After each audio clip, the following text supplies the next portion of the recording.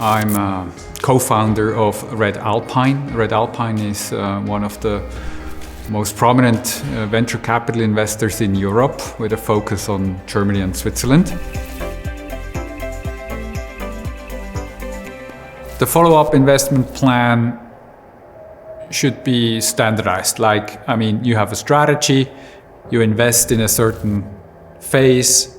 In our case, we invest in the seed and Series A stage, sometimes in a stage which is between seed and Series A, like in a pre-Series A. So we invest like 500,000 to 5 million. And then we reserve again the same amount for follow-on investments, like Series A, B, C. Such that we, or even a little bit more, like 60%. That is what we can do and what is reasonable. And that applies for all the companies. Having said that, obviously, we are very selective. We build a portfolio of companies, but we will not follow on with all of the companies always. So we will try to allocate the follow-on amounts to the companies that are performing best. This is probably the most difficult question that you need to do right, or the most difficult situation that you need to do right as an investor. If you do this right, then your performance will be good.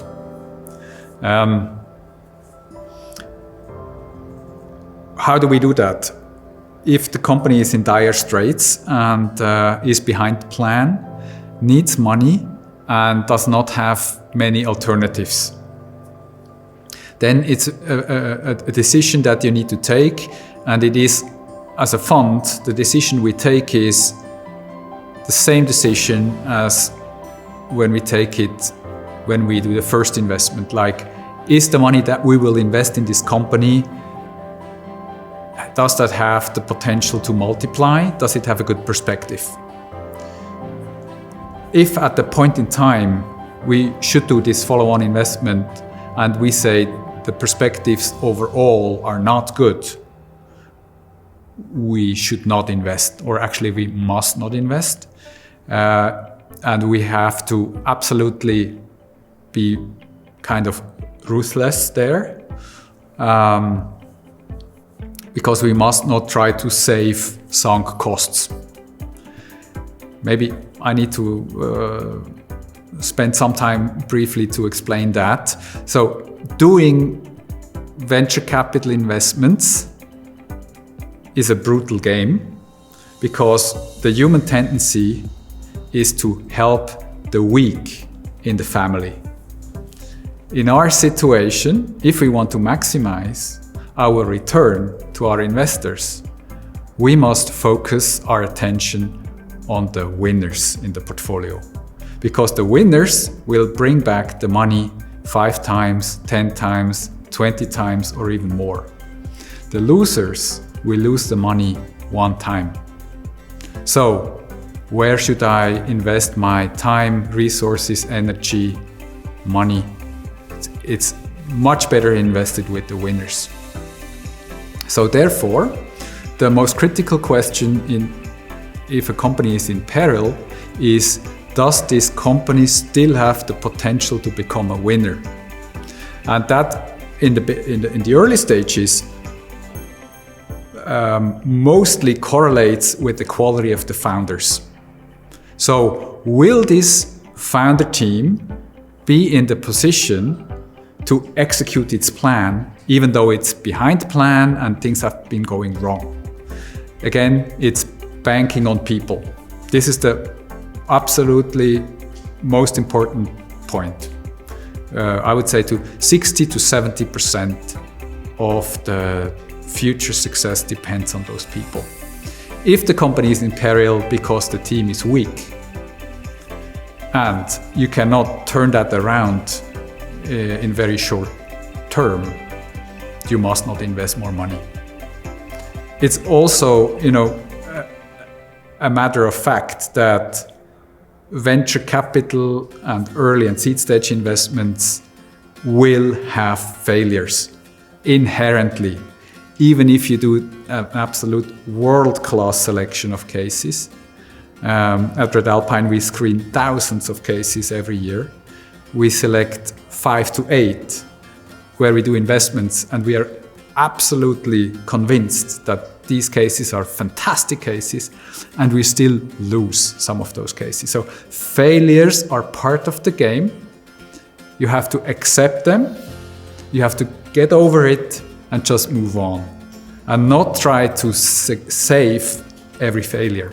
Trying to save the failures is probably the biggest mistake investors do. KPI number 1 is cash flow, burn rate, run rate, basically. So coming back to the concept of the value inflection points, it only makes sense to invest money in a company if they can reach with the money in a certain time frame the next value inflection point that will help them to raise the next round. So if you do a bridge, you have to know what's going to happen on the other side of the bridge, and will I be able to get across the chasm with the money that I'm giving. So basically KPI number 1 is run rate. Typically that may mean that the company needs to reduce burn rate, that the company needs to maybe let go people, that they need to focus on one thing that they want to achieve. And then usually you measure the progress on the way to achieving this value inflection point that I mentioned. So basically it is, are they going to hit that target within the time frame and the cash they have? And if they make that, then there is a future. And so therefore that's exactly what you track at that point in time. Yeah, so mostly, as you say, it's a matter of different circumstances, but the team is always part of it. The more likely scenario, instead of releasing somebody from the team, is that you need to bring somebody in who can not necessarily replace somebody, but more like bring in the industry experience that you need, or the leadership that you need in this situation. So mostly it's not kicking the founders out, mostly it's bringing somebody in who can help them to be successful. So that's a big difference.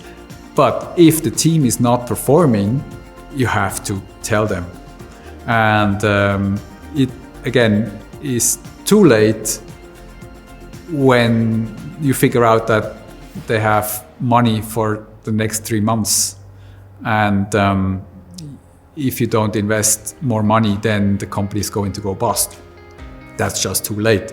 So you have to, from the beginning, of course, obviously, track the run rate, the burn rate, the performance of the team, how are they matching the targets, such that you know much earlier if you need to bring in somebody who can help them to get things done, because they don't, they're not in the position to do it themselves. So therefore, you have to take action as a board member or investor way ahead of this situation, because if you're too close to the wall, there's no way that you can save the company. So you need experience to see if things are progressing well or if they need help, and you need to do that ahead of time. As an investor, we are usually a board member. And as a board member, it is your duty to do whatever is best for the company. And if you see that the CEO or the management is not performing, you need to really say it. And you need to say it in very clear words, even in writing. The good founders recognize that and are able to act. The bad founders are to a certain extent coaching resistant and will not react, or only if the pressure is much higher. And that again is already part of the evaluation if you should invest more money. If you see that the founder or the founders react to the concerns and they understand the issues and they try to find solutions, then that is a very good sign that you should probably invest more money.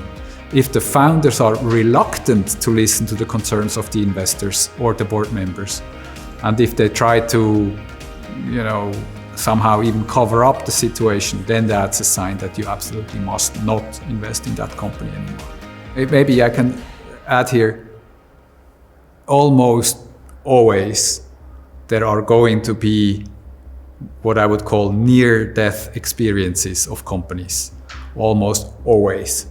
And it's much easier to basically sail when the weather is good.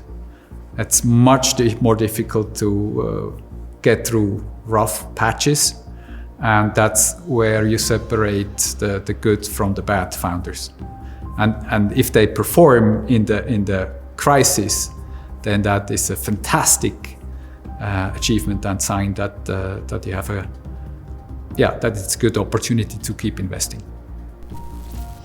I mean, obviously you can try to tighten the screws. You can have very tough provisions in that follow-on investment. You can dilute the founders, you can get down round protections, double or triple lick prefs and all of that. The point is, as an investor, you absolutely rely on the founders to, pull the thing out of the dirt. If it's not the founders, who is it going to be?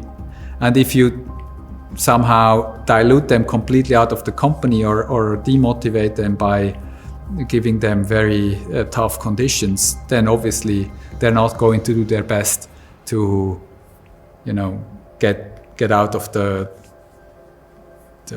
storm. And they still need to consider themselves to be in charge. They need to consider themselves to be a founder and an entrepreneur. A founder and an entrepreneur is not motivated by salary. They're motivated by the shares they have in the company and by the value they can create. And if you take that away from them as an investor, just because you can, because they don't have an alternative, you're going to minimize, or at least not maximize, the future success of that investment. So the arrangement you find with the founders has to be very fine balanced, because eventually, as I said, you invest money, you should get a decent chunk of that company because you save it. But on the other hand, the founders have still to be motivated. And if you alienate them, you lose everything. So you rely on the collaboration with the founders and the power and the performance of the founders. Yeah, I mean, obviously we have all kinds of situations. We have complete write-offs in our portfolio. We have stellar successes, and we have a number of cases where after the case has gone through, has done an exit or whatever, in hindsight, you always know more and you know better, and you say, okay, we should not have. But mostly, the mistake is if you believe that you can correct the quality of the team. So if you have doubts about the founders and you believe you can change that, it's usually an illusion. Eventually you may be able to change it, but most likely you don't have the runway to do it. So that's the learning number one. Don't compromise on the quality of the founding team. It needs to be just normal that things fail. And if something fails, you just let it fail and then you do the next one. And that is just part of the game. And in the case of many first-time investors or unexperienced investors, they try to, at all costs, save it. It's more like out of a reputational thing, or also they feel stigmatized by a failure. And I believe that's one of the big advantages of ecosystems like in the US, especially in the Silicon Valley, but also in Israel. Failure is okay if you have tried your best, but don't try to save it at all costs. I see that with many family offices these days. They say, Michael, we start to invest in venture, in startups. And my first question usually is, how many failures will you have? We don't have any failures. We are very good in selecting cases. We have a lot of money. So that's probably the wrong attitude if you want to generate a good return. And it's probably also the wrong attitude quite generally as an ecosystem. Failures are not necessarily bad. Failures are a learning experience. I think that's a mindset and a shift in mindset that we have to do in the, as I said, in the Germanic areas of Europe maybe also.